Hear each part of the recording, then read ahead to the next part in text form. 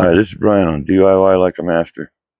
The other day I was asked a question. I said, Brian, I changed my rear brake pads, but yet my parking brake still doesn't work right. So I put the SUV back up on the block. We're going to take a closer look.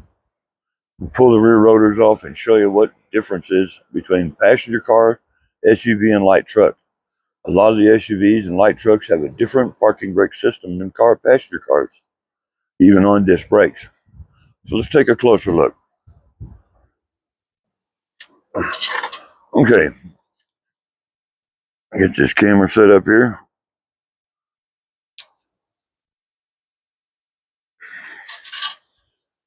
We're still seeing a standardized rear disc brake system, brake calipers, brake pads, brake rotor. But what's behind that's what we need to take a look at. Okay? Most passenger cars' parking brake is integrated into the back of the caliper.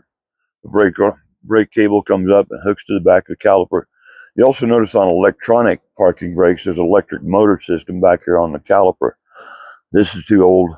Most of the older vehicles use a different design. So let's take a closer look. Back this camera off. Maybe we get a little bigger picture here. All right, it's a little breezy out, so if the wind starts affecting it too much, I'm sorry. Oops, that's tightening it. So,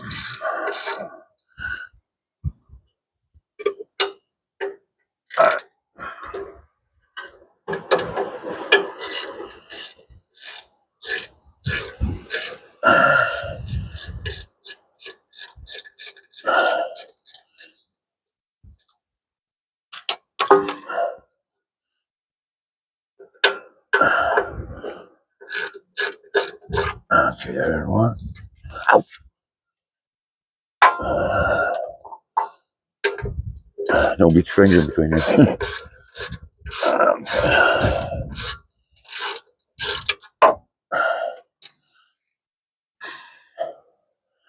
There you go. Both the bolts out. Drop one. Come down there. Now, on the rear brakes, is not like the front.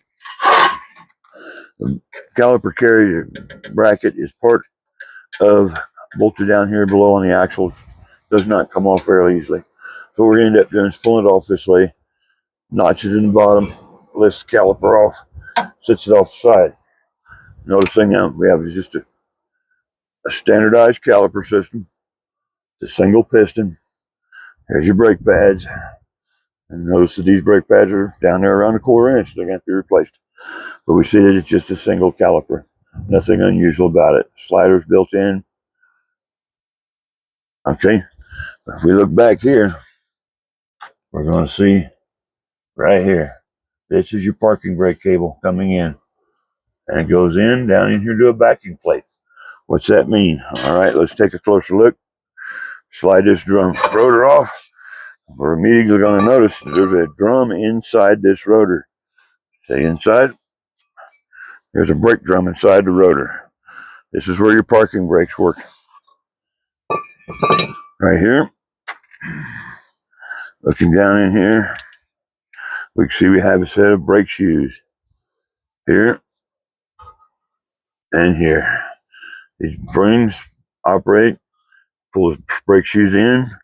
Down here below, we're going to have your adjuster down here.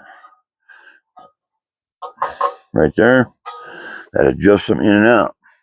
So you can actually change the brake pads on the rotor for the calipers and not change how your parking brake works. This is your parking brake. So if your parking brake's having issues, you'll have to take the rotor off like we did, exposing the parking brake shoes in this case. And we can see right here, these are very thin. Look at that. Paper thin. So it's a good thing I took this off. You end up, if you have this situation or less, or maybe they're just out of adjustment. But we can see here on this brake rotor that there's a lot of rust going on. These haven't been working for quite a while. But then again, it's an automatic, and we tend not to use those very much. So So if the brake shoes are good, you can put the rotor back on and move the axle back and forth by putting in neutral, of course.